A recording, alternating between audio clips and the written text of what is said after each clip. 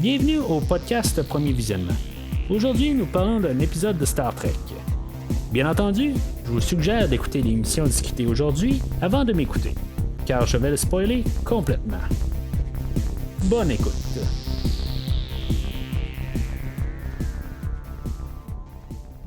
Bienvenue encore une fois sur le USS Discovery en orbite alentour de la planète Talos 4. Aujourd'hui, on parle du 8e épisode de la 2e saison de Star Trek Discovery, If Memory Serves, et du short trek The Trouble with Edward. On se dirige à grands pas vers la 3e saison de Discovery qui va passer dans environ un mois et demi. Et jusqu'à là, on va terminer la saison 2 de Discovery. Puis en parallèle, on va faire la série Lower Decks où on va sortir la 5e épisode cette semaine. Qui va sortir, que dans le fond, je vais faire le podcast plus tard vers la fin de la semaine. Mais juste avant de commencer de parler de l'épisode, je vais juste rappeler les gens de pouvoir aller sur premiervisionnement.com où tout ce que j'ai fait de Star Trek Picard, Discovery puis Lower Decks, vous pouvez tout trouver ça sur le site de Premier Visionnement, ainsi que plusieurs films que je fais à chaque semaine pour contrebalancer un peu avec les séries de Star Trek. Comme cette semaine, j'ai couvert le film des Nouveaux Mutants qui est passé au cinéma, qui vient de passer en fin de semaine dernière. Puis la semaine prochaine, on va continuer la série de DC Universe que je fais en couvrant le film de Batman de 1966. Puis plus tard, je vais faire des films de Godzilla et continuer aussi sur la lignée des films de DC. Alors, si vous aimez le podcast aujourd'hui ou vous voulez entendre parler un peu de films aussi, allez voir sur premiervisionnement.com. Vous allez peut-être trouver d'autres choses aussi que j'ai couvert au courant du temps. Puis c'est pas juste ça que je fais, ce que je viens de mentionner, mais aussi j'ai fait des films comme la série des Terminator, des films d'horreur dans le genre Halloween, ou la série des Vendredis 13 que je suis présentement en train de faire, est un peu éparpillée dans le temps au travers les films de DC, mais en tout cas, c'est toutes des choses que vous pouvez voir sur le site de Premier Visionnement. C'est tout identifié puis tout séparé. Si vous allez sur le site, normalement, vous devriez être capable de vous retrouver. Il y a un onglet Star Trek, puis il y a un onglet avec le restant des podcasts. Alors, pour l'émission d'aujourd'hui, comme à chaque semaine, on va séparer ça. On va parler du short trek, puis ensuite on va parler de l'émission par la suite. Comme j'ai déjà mentionné, à chaque épisode, je fais tout le temps un bonus. Aujourd'hui, je fais un short trek qui est passé après la saison 2 de Discovery, qui est passé entre la 2 et la 3. Mais je cherche tout le temps quelque chose à faire un peu à chaque épisode pour pouvoir faire un petit peu plus que l'épisode. Sur Discovery, je n'étais pas capable de tout le temps trouver quelque chose. J'ai quand même couvert plusieurs livres au travers de la saison. Là, j'ai couvert un autre livre en début de saison de la 2e saison de Discovery.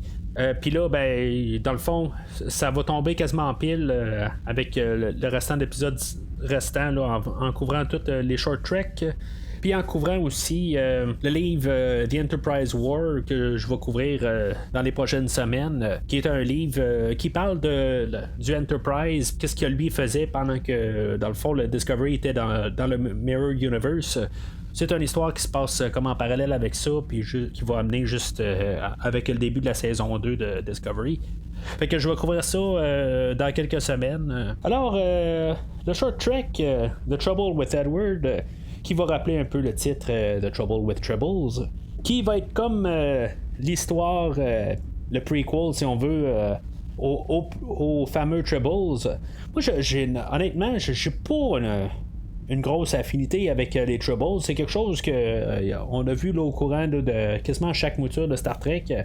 Pas chacune, on avait vu dans la série originale. On avait comme remixé un des épisodes de la série originale, qu'on a fait un spécial pour Deep Space Nine, puis on avait utilisé cet épisode-là. De mémoire, je crois qu'on a utilisé les Tribbles dans le 2e film de Star Trek de J.J. Abrams.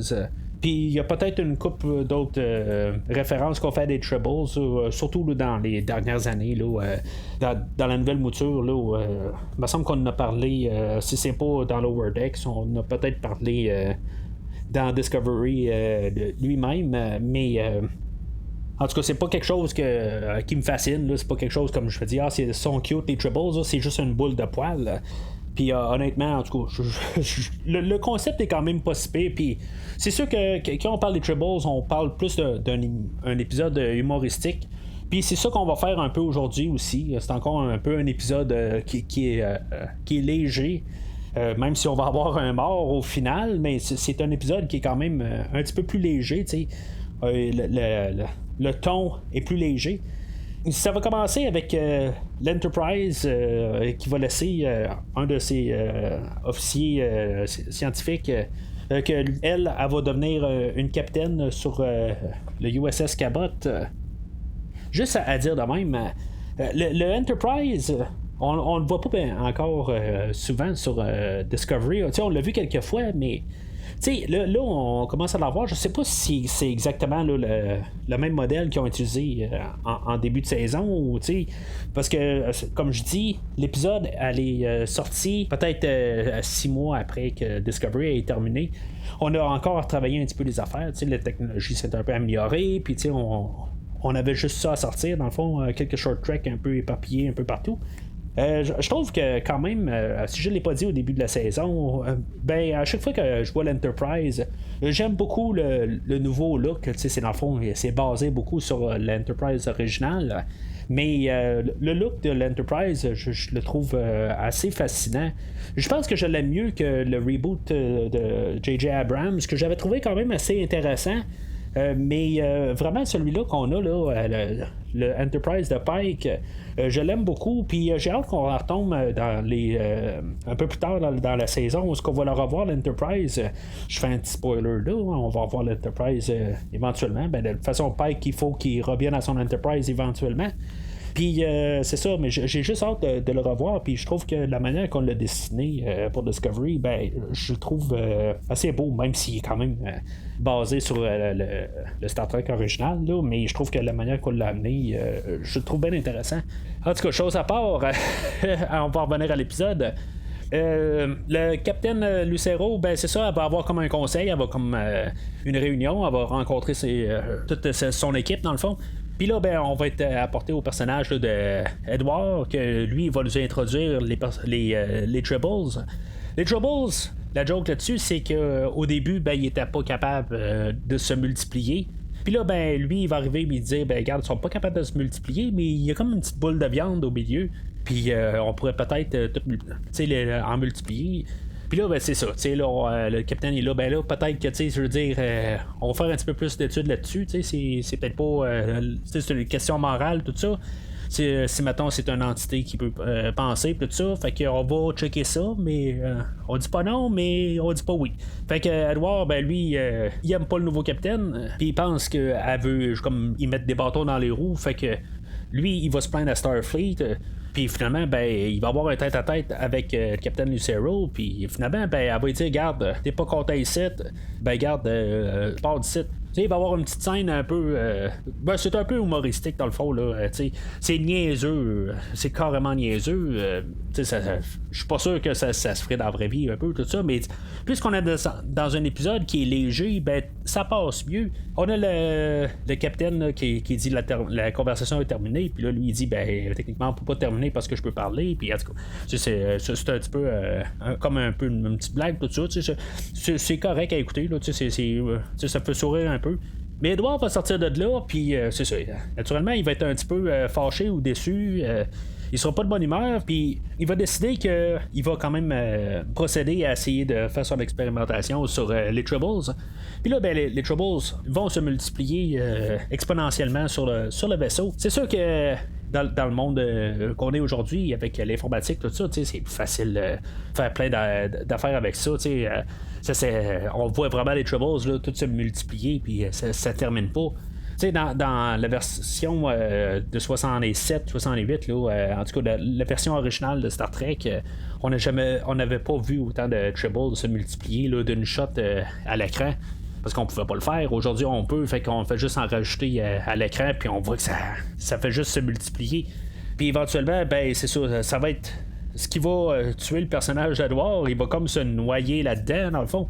Puis en même temps, ben, c'est sûr, ça va carrément là, détruire le vaisseau. Le vaisseau va devoir être abandonné.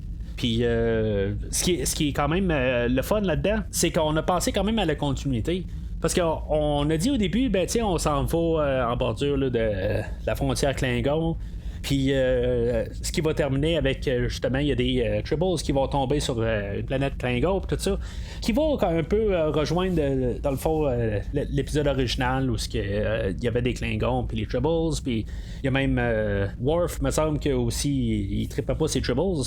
Fait que tu sais, on fait juste comme des petits clins d'œil dans le fond. C'est un bel petit épisode de Short Trek. Il y a juste le dernier plan où le capitaine est comme rencontré par ses supérieurs puis qui disent c'était quoi le problème à Edward, puis avait répondre plus que c'est un idiot quand tout le long de l'épisode ben ils ont parlé là, de comme de stupide, en tout cas de dumb plutôt, puis c'est ça qu'elle aurait dû dire au lieu de le traiter d'idiot là. En tout cas c'est juste une petite note de même là, mais ça aurait juste comme tout bien bouclé, puis je trouvais juste ça comme pourquoi qu'on utilisait ce mot là, pourtant c'était pas le mot qu'on utilisait tout le long de l'épisode, mais en totalité ben je trouve que c'est quand même une belle petite épisode de Short Trek. Alors on procède à l'émission l'épisode 8 de la deuxième saison, If Memory Serves. Quand même un bel hommage à l'épisode de Cage que j'ai couvert entre les deux saisons de Discovery. On va faire juste un mini montage pour nous replacer, puis tu sais, ce que je trouve quand même courageux, si on veut, d'avoir quand même utilisé vraiment les séquences de l'épisode The Cage original. On n'a rien trafiqué du tout là, pour comme changer les personnages avec les nouveaux acteurs. On a vraiment pris les images de 1960 quelques, puis juste pour nous en replacer dans le temps, puis ou plutôt replacer l'épisode. Puis on va faire une transition carrément directe avec notre nouveau Christopher Pike. Plus tard, on va revoir les Tolosians, puis on va revoir Vina, qu'on avait vu tout interprété par d'autres acteurs. Puis moi, je trouve ça merveilleux, dans le fond. Je pense que c'est la première fois que je vois ça, où on refilme quelque chose, on décide de pas refilmer quelque chose plutôt. Puis on va juste comme continuer comme si c'était ça. Puis, tu sais, dans le fond, par logique, ben, on sait c'était quoi. C'était d'autres acteurs avant, c'est normal. Ça fait au-dessus de 50 ans que l'épisode a été filmé. Puis ils peuvent pas avoir le même look aujourd'hui. Il y en a beaucoup là-dedans qui sont déjà morts. Puis on leur garde le respect. On va pas refilmer le scène. Ils ont fait le pilote original. On prend les mêmes personnages. Puis on continue de là. On voit très clairement que les images qu'ils nous montrent de l'Enterprise là, dans 1960, là, c'était pas vergeux comparé à les images qu'on a aujourd'hui. Puis tu sais, on s'en fout aussi, c'est de là qu'on arrive. On a un contraste, puis c'est pas grave, puis c'est comme s'il embrasse l'idée, puis moi je suis en arrière de ça. Puis c'est sûr que on a fait juste le spot tout le temps que Spock quelque part il sourit, c'est comme genre la seule fois dans Star Trek qu'il sourit, puis on va en faire l'emphase là-dessus, puis même plus tard dans l'épisode, ben il va y avoir comme une boucle là-dessus que finalement, ben Spock va sourire à la fin de l'épisode. Fait que je trouve que c'était quand même tout bien pensé quand même là, d'utiliser ça comme intro. Puis de toute la tournure de l'épisode. C'est sûr qu'en même temps, ben, il voulait comme nous replacer, comme plus tard on va avoir les feuilles bleues là, ou la plante là, où ce qui fait des sons, tout ça. Puis qu'on puisse revoir c'était quoi pour quand même juste au moins avoir des points de référence. Puis c'est correct, dans le fond, on nous a montré l'essentiel, puis c'est ça qu'on devait faire, tout en respectant quand même le pilote original. Fait que, après le petit montage, ben c'est ça, on est envoyé dans le fond avec comme pas mal tous les épisodes de Discovery. En bout de ligne, on a eu une petite séquence de rappel pour 1960, c'est correct parce que dans le fond, on est comme pas dans la même série là, en guillemets, fait que c'est correct qu'ils nous mettent ça. Pour nous faire un rappel de la série Discovery, qu'est-ce qui s'est passé la semaine dernière? Ben, comme dans tous les épisodes, on trouve une manière là, qu'on ait deux personnages qui se parlent puis qu'ils nous disent qu'est-ce qui s'est passé dans le fond à la fin de l'autre épisode de la semaine passée, puis qu'on se replace en situation. Aujourd'hui, on va avoir choisi pas mal la section 31. On va avoir Leland puis Giorgio qui vont parler que ils recherchent Burnham et Spock. Pourquoi qu'ils recherchent dans le fond là, ils sont en fuite.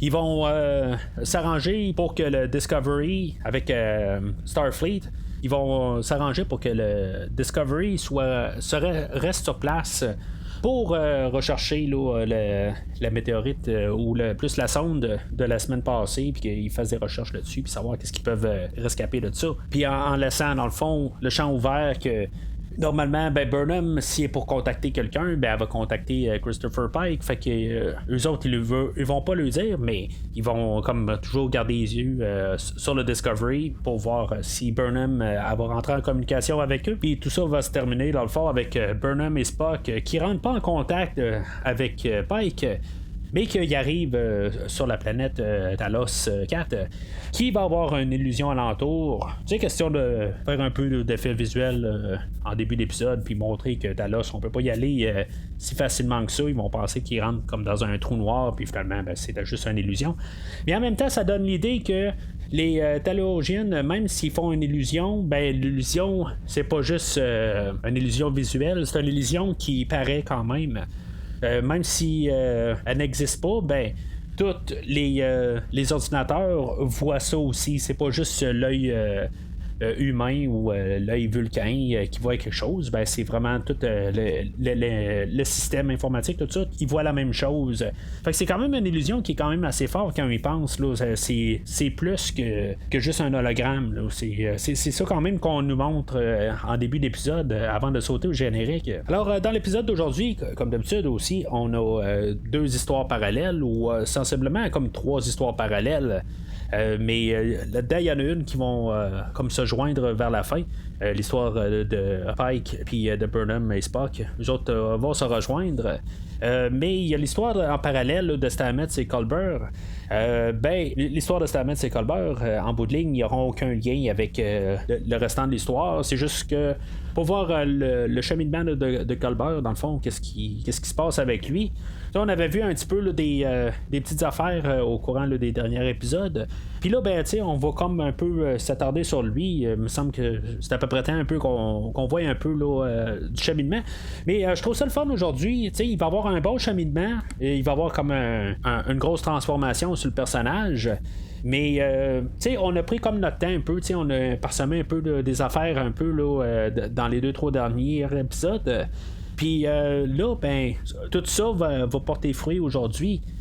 L'épisode va commencer avec Stamets et Culber, qu'ils vont se promener dans les corridors. Ça va être la première fois que Culber va sortir de l'infirmerie.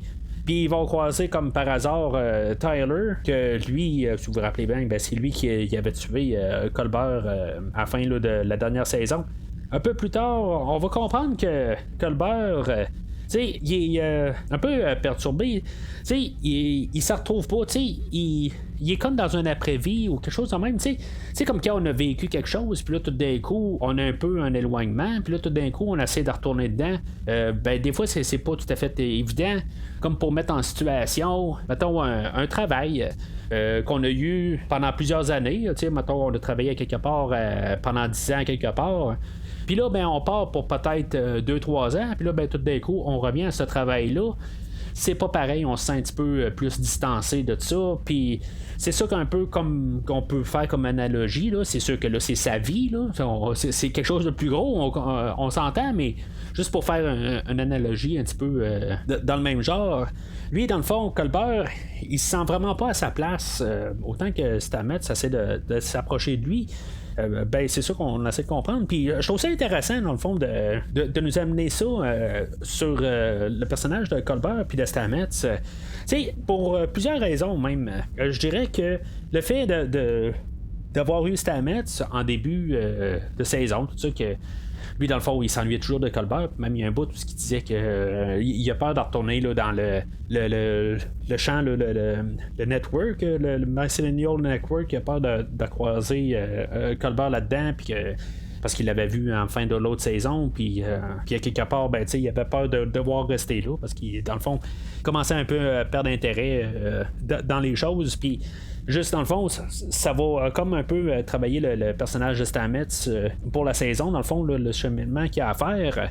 Pour Culber, qu'il est un personnage qui revient parmi les morts, c'est sûr que c'est pas le premier personnage de Star Trek qui revient de parmi les morts. On va penser à Spock qui est lui-même revenu de parmi les morts.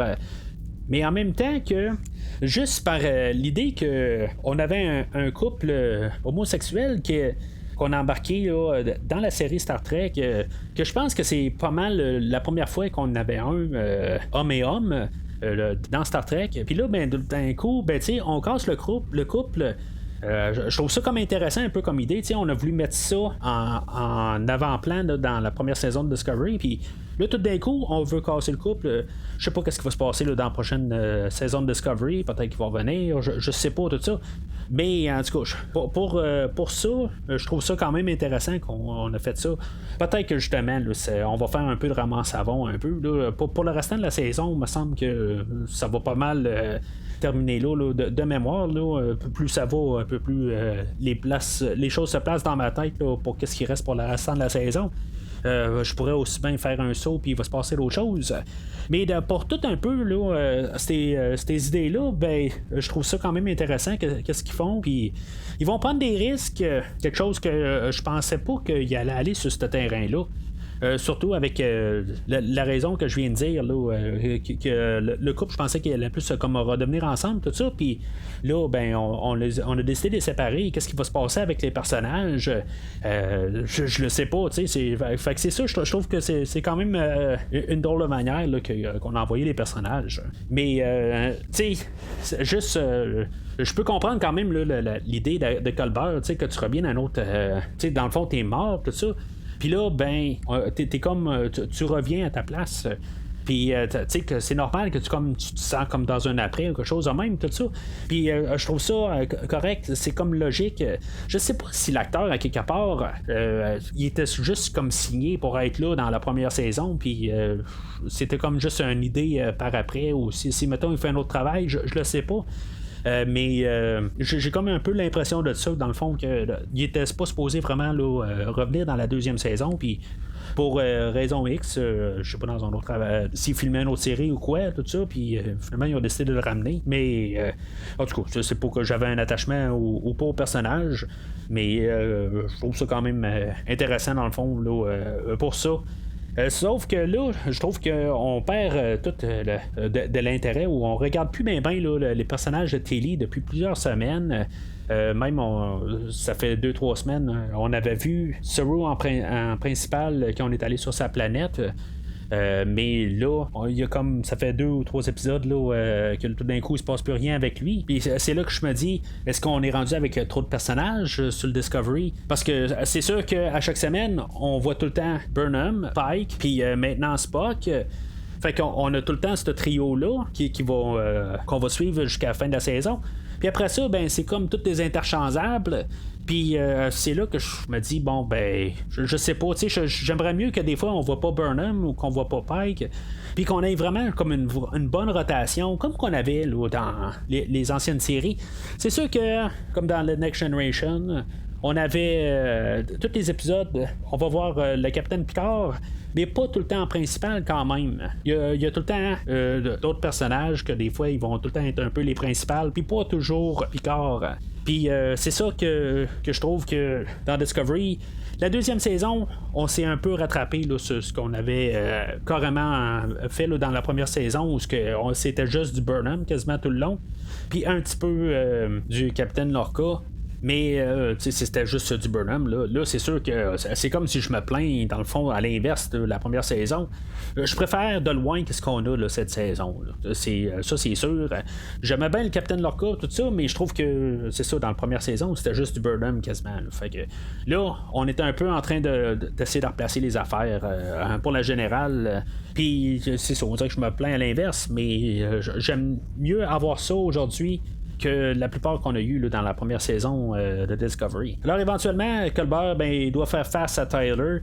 Ils vont se battre ensemble, puis tu sais, dans le fond, c'est un combat qui sert à rien en bout de ligne.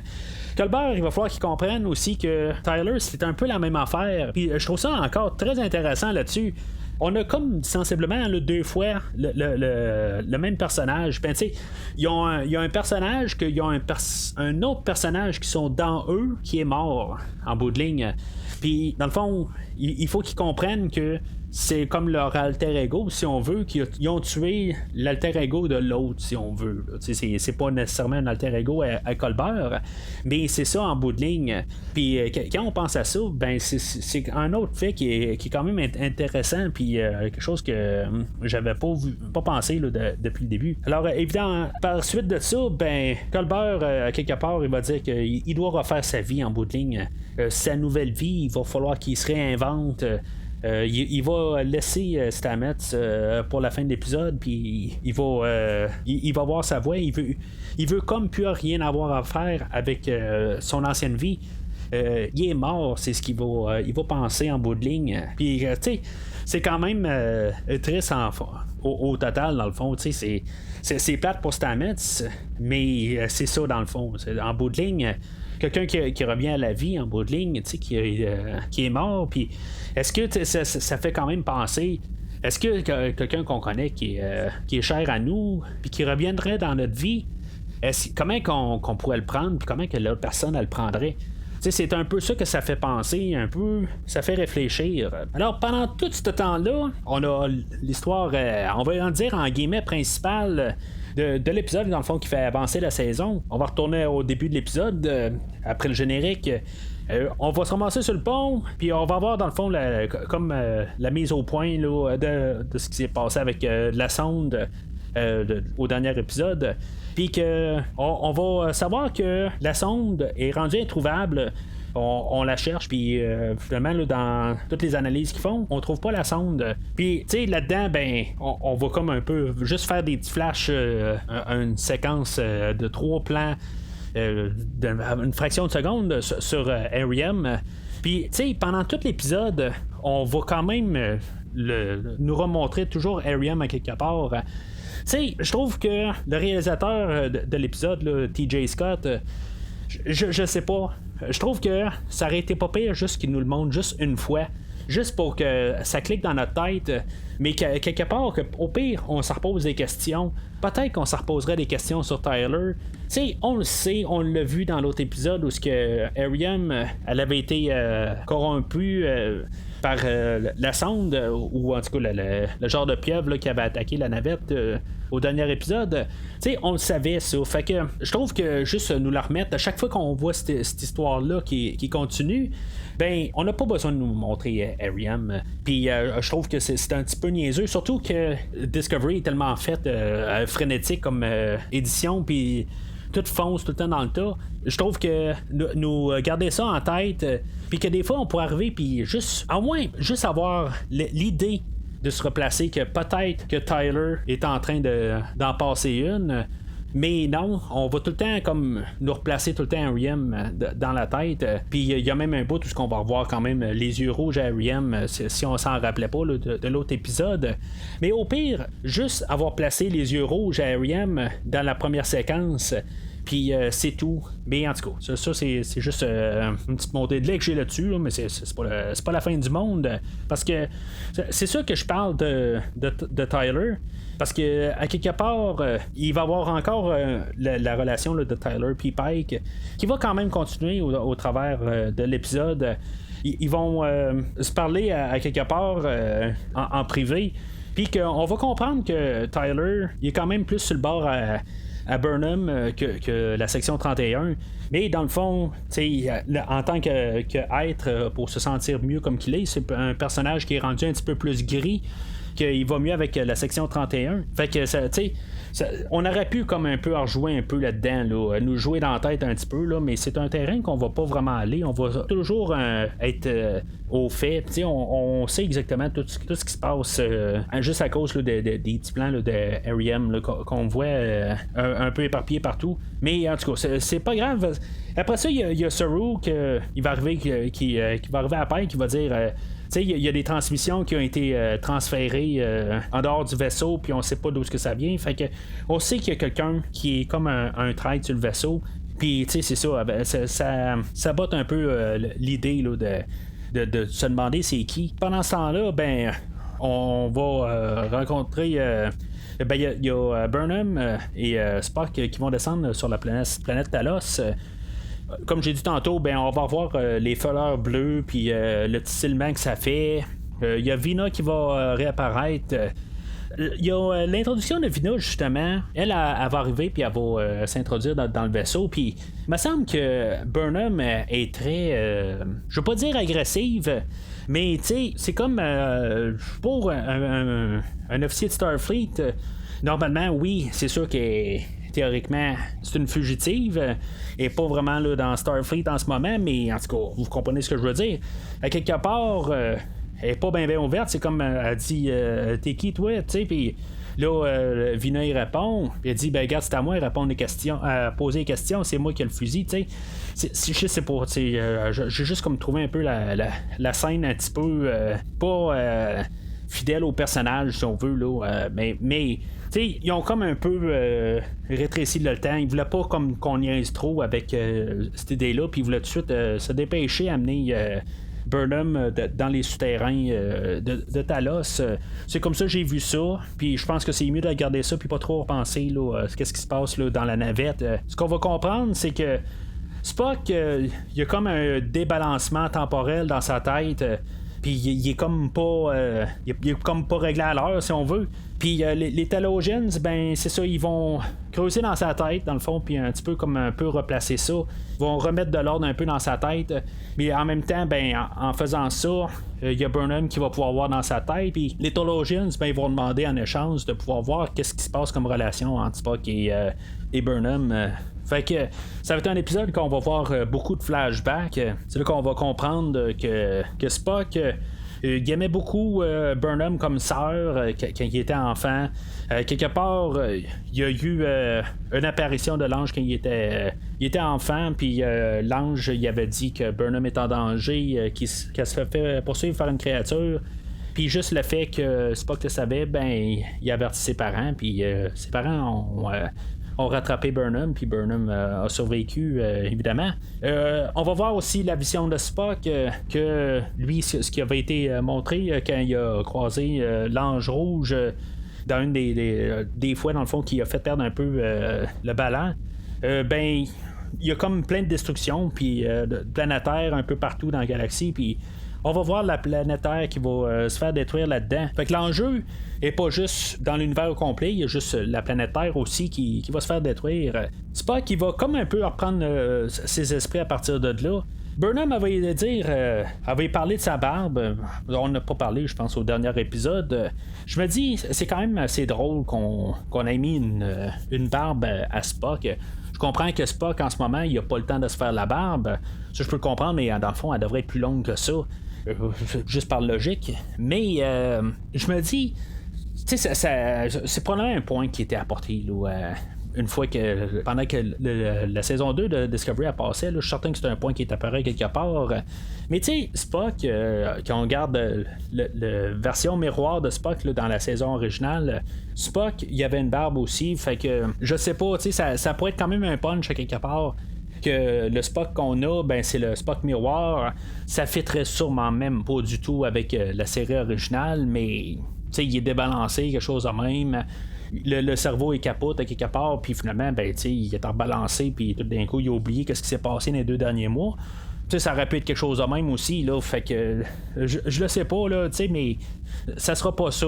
Je vous fais un petit spoiler, c'est pas le Spock miroir qu'on va avoir, là, c'est le Spock qu'on connaît. Mais je trouve ça quand même un peu bizarre comme choix là, d'avoir décidé de mettre Spock avec une barbe. Je pense qu'on aurait dû, soit au pire, partir dans un extrême, puis vraiment mettre Spock avec une barbe longue, puis qu'il soit tout délabré, si on veut. Ou qu'on aille Spock tout bien rasé, clean cut. Je pense que je sais pas, ça aurait été un meilleur choix là, que le mettre un Spock avec une barbe. Mais en tout cas, c'est juste un choix personnel. Ce qu'on va apprendre là, dans ces scènes-là, c'est que l'ange, c'est un humain. Puis aussi, on va apprendre dans le fond, tout dans le fond, pourquoi que Spock est poursuivi. On va voir la scène de la cellule, dans le fond, qu'on avait vu Spock supposément tuer les gardiens de prison. ou des personnes là, qui l'interrogeaient, ou en tout cas des infirmiers, ou en tout cas des gens qui étaient avec, mais finalement on va voir qu'il a tué personne, à moins qu'il a vraiment juste vraiment donné des coups mortels, tout bien placés. Mais tu sais, c'est très peu probable de la manière qu'on a vu. Il n'y a rien de sauvage. C'est plus question là, d'avoir endormi là, les gens. Puis c'est quelque chose qu'on savait là, en bout de ligne. Là, on n'aurait jamais cru à ce que Spock était un meurtrier avant là, la série originale. Ça n'aurait juste pas été en alignement avec la série. Fait que on savait qu'il y avait quelque chose de même ou que les vidéos avaient été piratées ou quelque chose de même, ce qui est probablement le cas dans le fond. Fait que c'était juste le temps de le savoir. Puis c'est quand même pas pire qu'on n'a pas attendu à la fin de la saison pour nous dévoiler ça. Alors tournant sur le Discovery, Pike va avoir une vision là, de Vina. Puis en ayant la vision de Vina, ben on va il va avoir aussi la vision là, de Burnham et Spock qui sont sur Talos 4. Fait qu'il va se dire, ben c'est là qu'il faut comme se ramasser sur Talos 4. On va voir aussi que Pike, il pense encore à Vina. Toute cette histoire-là l'a bien bouleversé. C'est sûr qu'on n'a pas le choix de faire ça. Ça va avec l'héritage du personnage de Pike. Si surtout, même au début, on a voulu revenir avec l'histoire de Talos 4, on n'était pas obligé d'arriver avec ça. Mais ultimement, on sait que Pike va vouloir retourner sur Talos 4 une fois qu'il va être tout défiguré là, dans un futur à quelque part. Puis ça fait partie du personnage. Mais que ça soit tellement ancré dans le personnage, c'est là que des fois je suis pas trop certain de ça. C'est comme si vraiment le pilote de Cage va définir le personnage de Pike. En tout cas, des fois je me dis juste, on prend-tu vraiment tout n'importe quoi qu'il y a sur le personnage, puis on fait juste comme l'examiner, puis que ça devient le personnage à 100%. Pourquoi que c'était pas juste quand même juste une affaire qui s'est passée dans la vie de Pike? Pike peut continuer à partir de là. Il n'y a pas tout le temps besoin de tout le temps revenir à l'épisode de Cage.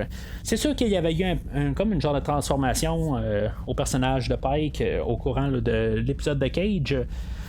Au début, ben, dans le fond, il était prêt à tout lâcher.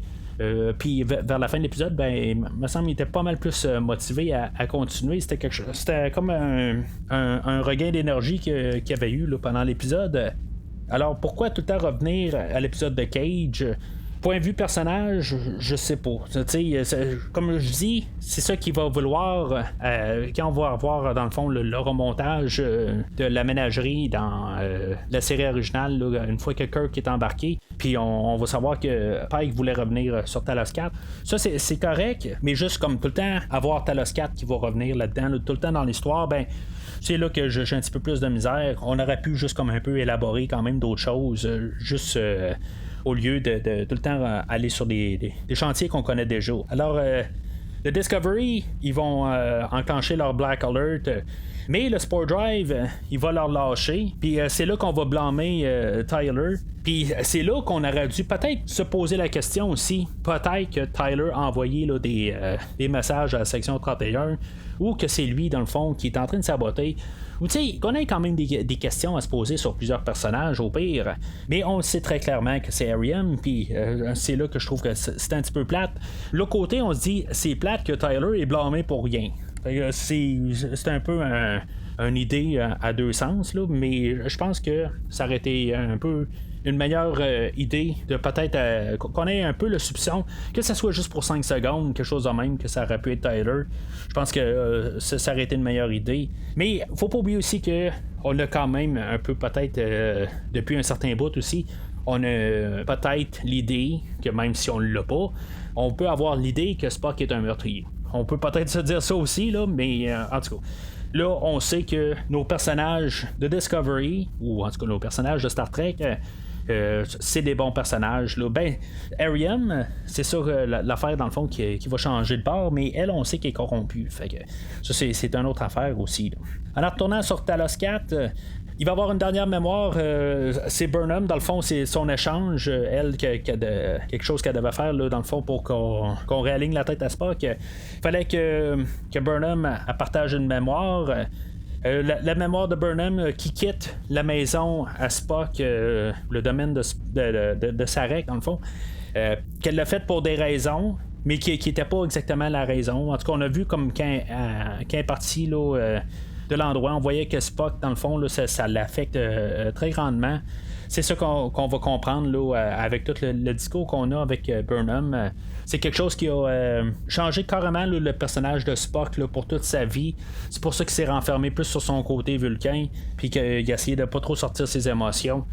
Ça va avoir moulu le personnage là, comme qu'on le connaît dans le fond. Alors le Discovery, il va avoir pris le Warp Drive au lieu de prendre le Spore Drive pour se rendre en chemin de Talos 4.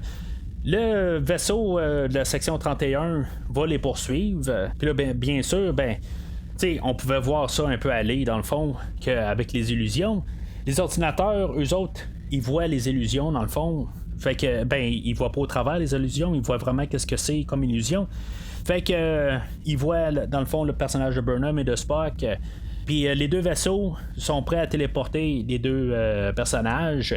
Mais si les deux vaisseaux pèsent sur le bouton, les deux personnages vont être déchirés en deux.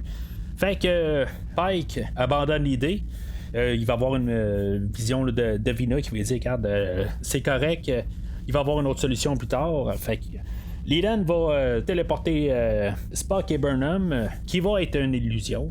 On voyait ça arriver assez drastiquement quand surtout c'est ça, il y a une navette qui part de la planète puis qui va aller vers le Discovery. C'est juste que je me dis, le temps que Leland s'en rende compte qu'ils se sont fait avoir, il a pas pensé tout de suite faire un 180 puis retourner sur Talos 4. Non, il préfère comme juste se faire rire de lui par Giorgio. Puis juste comme on continue notre chemin, on s'est fait pogner, c'est ton dommage. Qu'est-ce qu'on fait? Je vais me faire blaster moi par Starfleet. Mais c'est parce que tout ce qui se passe par la suite, le Discovery est encore sur le bord de Talos 4. C'est sûr qu'on peut comprendre que c'est peut-être pas à 100% chronologique l'affaire, là. Mais tu sais, à quelque part, il aurait pu comme partir plus rapidement là, de Talos 4. Puis même là, je trouve que la section 31 sont partis vraiment rapides. Là. Ils ont comme ramassé Spock puis Burnham, puis bye bye, on est parti. Tu sais, je veux dire, c'est comme quasiment pas logique comme affaire. Là. C'est ça qui devait arriver en bout de ligne pour que ça soit un petit peu plus crédible. Mais le fait que Leland, lui, va pas retourner de bord, je trouve ça un petit peu nono. C'est sûr qu'il y avait peut-être des chances que le Discovery soit déjà parti. Ça, je le sais, mais au moins, il aurait pu essayer de retourner de bord, juste logiquement. Là. Comme j'ai dit tantôt, Spock, une fois qu'il va avoir retourné sur le Discovery, puis il va voir Pike, on va voir qu'il est content, il va sourire un peu, on va refaire la mention, dans le fond, on va faire un peu un parallèle avec le pilote. Puis honnêtement, je pense aussi, on a utilisé ça pour montrer que Spock est content.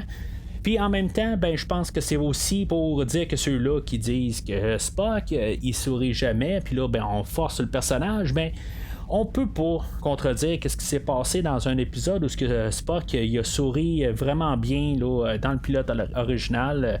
Puis je pense que ça servait beaucoup aussi là, à les excuser pour dire que Spock il a le droit de sourire. Évidemment, Spock par la suite il est pas supposé de sourire. Mais ça sera autre chose.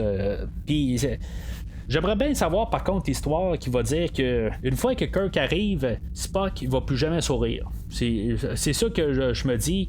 Ça fait plusieurs fois qu'on voit qu'avec Pike il peut sourire. Il y a même le short track que j'ai couvert la semaine passée où Spock a souri. Puis il y a toutes les deux fois qu'on va parler aujourd'hui. Mais avec Kirk, dans tout ce qui se passe puis tout ce qu'il a fait avec Kirk, il sourit pas. Fait que je me dis, il doit moins aimer Kirk à quelque part ou quelque chose de même, ou je sais pas. Il y a quelque chose qui marche pas, mais il y a quelque chose qui va devoir arriver à Spock qui va dire moi je ne souris plus. Fait que l'épisode va finir par des suggestions de Spock. Ils vont arriver sur le pont, puis on va voir que c'est Airiam qui était le capitaine pendant que Pike n'était pas sur le pont, que c'est Airiam qui est le capitaine en attendant. Il va avoir Spock qui va dire que lui, dans le fond, c'est un fugitif, puis que ce serait mieux qu'on continue la tactique qu'il fait en ce moment, puis tout le temps de se sauver autant que possible là, de Starfleet, puis essayer, dans le fond, là, de régler là, l'histoire là, de l'Ange Rouge. Fait que c'est pas mal ça aujourd'hui.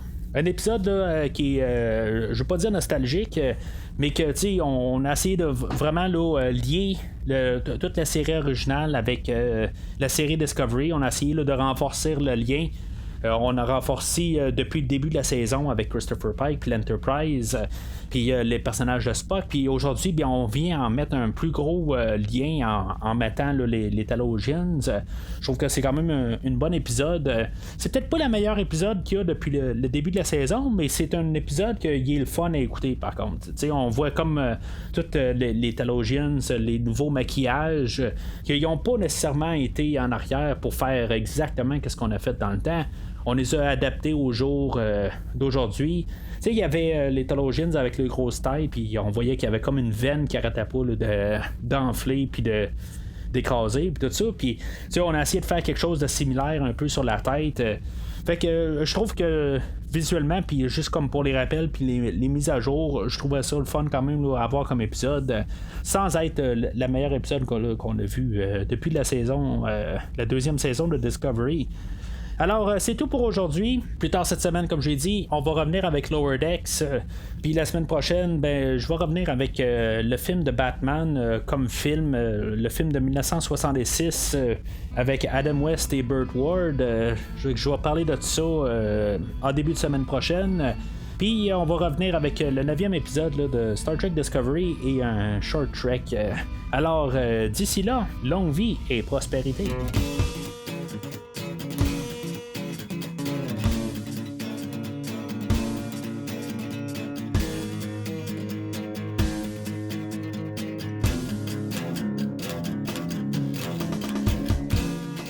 Merci d'avoir écouté cet épisode de Premier Visionnement. J'espère que vous vous êtes bien amusés. Revenez-nous la semaine prochaine pour un nouveau podcast sur l'univers de Star Trek. Vous pouvez suivre Premier Visionnement sur Facebook, Twitter, YouTube, Podbean, iTunes, Spotify et tout autre logiciel de diffusion de podcasts. Merci de votre support et à la semaine prochaine.